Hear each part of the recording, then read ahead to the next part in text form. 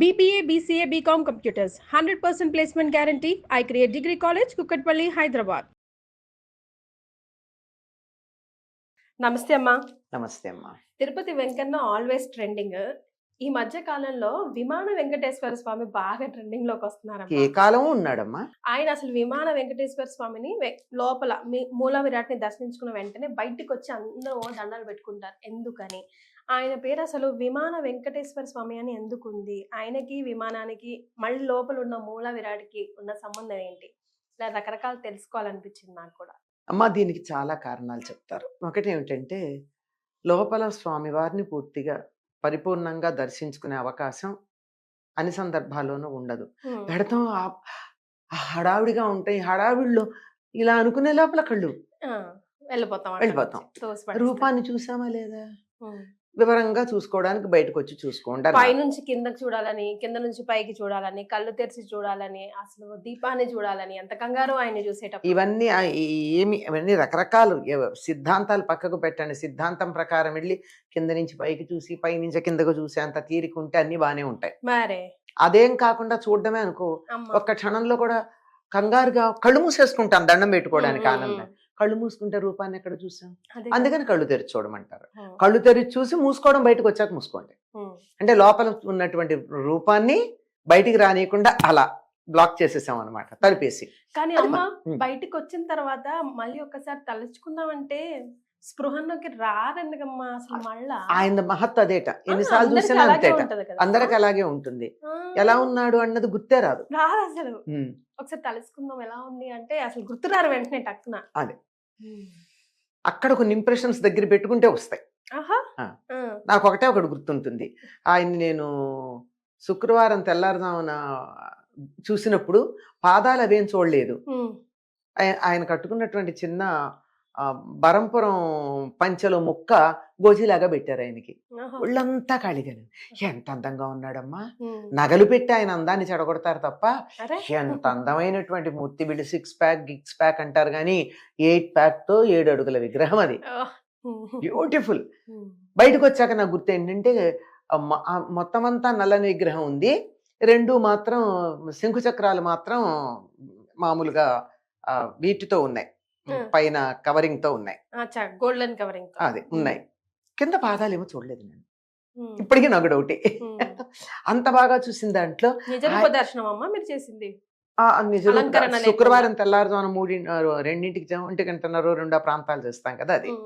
అప్పుడు ఆయన కట్టిందల్లా ఒక చిన్న, ఆయనకి గోచిపాతరాయుడు అనుకున్న, కోనేటి రాయుడు కాదు ఈయన, గోచిపాతరాయుడు అంతే ఉంది. ఆ ఎర్రని బరంపురం పంచ మడిపంచలు అంటారు, అట్లాంటిది ఒకటి ఇక్కడ కట్టేశారు అంతే. ఇంకా అలంకారం, అభిషేకం చేసి అలంకారం చేస్తారన్నమాట. అప్పుడు ఆయన శరీరం ఫిగర్ ఉంది, అసలు చెప్పలేము ఏమందంగా ఉంది. ఆ కళ్ళు ఎంత అందంగా ఉన్నాయి. అదొక్కటే నాకు గుర్తుంది. ఇంకెప్పుడు ఇన్ని దర్శనాలు చేసుకున్నా ఏమీ గుర్తులేవు నాకు. అదొక్కటి, ఎందుకు పాదాలు గుర్తులేవు నాకు. ఆయన పాదాలు కనపడవుట, అసలు ఎవరు చూడలేరుట. ఏదో రకంగా ఉంటుంది. అక్కడికి వెళ్ళేప్పటికి మైకం కమ్ముతుంది, నాకు కూడా కమ్మేస్తుంది. అది చెప్తున్నా. అట్లా మిగిలిన రూపాలు గుర్తుండవు. అయితే ఆ చూసిన దాన్ని ఎందుకు కళ్ళు తెరిచి చూడమంటారంటే, ఈ రూపం మనసులో ఉండాలి అంటే కళ్ళు తెరిచి చూస్తే ఉంటుంది, లేకపోతే ఎక్కడ ఉంటుంది? అంతేగా. బయటకు వచ్చి కళ్ళు మూసుకోండి. దండం పెట్టుకునేప్పుడు కళ్ళు మూసుకోండి, కానీ దర్శనం చేసుకునేప్పుడు కాదు కదా. ఇంత చేస్తే కూడా మనకు ఒక్కొక్కసారి మీరు అన్నట్టు ఆ రూపం గుర్తుండదు కదా. అందుకని బయటకు వచ్చి విమాన వెంకటేశ్వరుని చూడమంటారు. ఈ విమాన వెంకటేశ్వరుడు సరిగ్గా లోపల ఉన్నటువంటి వెంకటేశ్వర స్వామికి ప్రతీక, రెప్లికా. అక్కడ 7 అడుగుల పైన ఉంటుంది కదా, ఇక్కడ కొంచెం చిన్నది, 7 అడుగులు ఇంకా ఎక్కువే ఉంటుంది. అక్కడ ఎందుకున్నాడు అంటే, అసలు దేవాలయ నిర్మాణం చేసినప్పుడు లేడు ఆయన అక్కడ. తరువాతి కాలంలో సాళువ నరసింహరాయలు బాగా నగలోవి వెంకటేశ్వర స్వామికి సమర్పిస్తే అర్చకులు వేసుకుని కులుకుతూ తిరుగుతున్నారట స్వామివారి నగల్ని. వేసుకోకూడదని ఏం లేదు కదా. వరలక్ష్మి వ్రతానికి ఏం చేస్తాం, మనం పెట్టుకున్న నగలే కదా అమ్మవారికి పెడతాం, ఒకసారి కడిగేసి, తప్పేముంది అని ఇలా సిద్ధాంతాలకు చెప్తున్నా. ఎవరు చేసిన పని వాళ్ళు అలా సర్దుకుంటారు.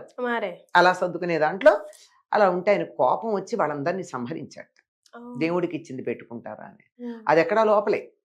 దాంతో దేవాలయం అపవిత్రం అయిపోయిందని చెప్పి 12 సంవత్సరాలు అది మరి రాజుగారు పాపం చేస్తే ప్రజలందరికీ వస్తుందిగా. దేశానికి అరిష్టం కదా. అందుకని మంచివాడిని ఎన్నుకోవాలమ్మా. రాజు సవ్యంగా ఉంటే దేశం బాగుంటుంది, ప్రజలు బాగుంటారు, సకాలానికి వర్షాలు పడతాయి, ఇలాంటివన్నీ ఉంటాయి. రాజు సరిగ్గా లేకపోయినట్టయితే అన్ని క్షామాలు వచ్చేస్తాయి.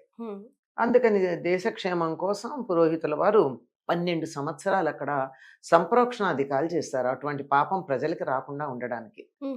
ఆ సందర్భంలో మరి లోపలికి వచ్చి దర్శనం చేసుకోవడానికి వీలు లేని పరిస్థితి కనుక బయట దాని యొక్క ప్రతిరూపంగా తయారు చేసి పెట్టారని ఒక కథ ఉంది.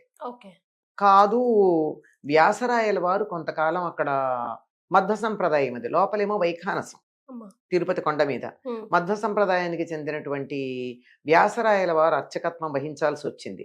ఎందుకంటే ప్రధాన అర్చకుడు వెళ్ళిపోవడం, కొడుకేమో ఇంకా అర్చక స్థానం స్వీకరించే వయస్సులో లేకపోవడంతో ఆ వ్యాసరాయల వారిని, అదే మధ్వ సంప్రదాయం.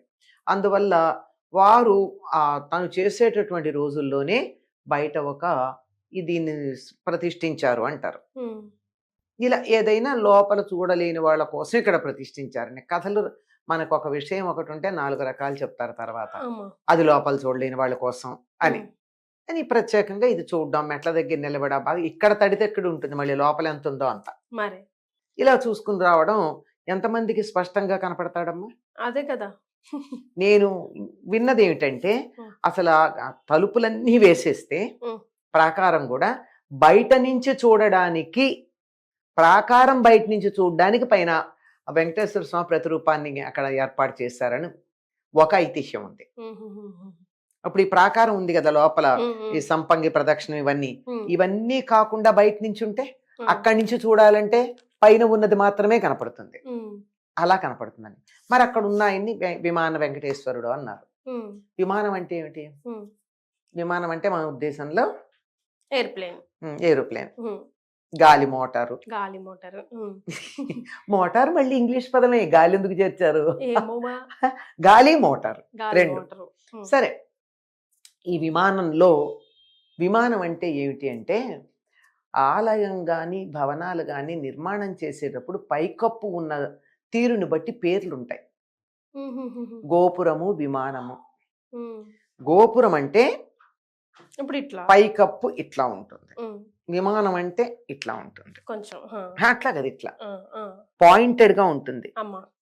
ఇప్పుడు 4 పలకలుండి ఈ 4 పలకలు పైకి తీస్తే పిరమిడ్ ఎలా ఉంటుందో అట్లా పైన ఒక పాయింటెడ్ గా ఇటొకటి ఇటొకటి ఇటు 4 ఉంటాయి. ఇటు 2 అంచులు, ఇటు 2 అంచులు ఉండి ఈ పైన ఇలా పాయింటెడ్ గా ఉంటే అది విమానం. ఇలా ఇలా ఈ ఫ్లాట్ గా ఇలా ఉంటుంది.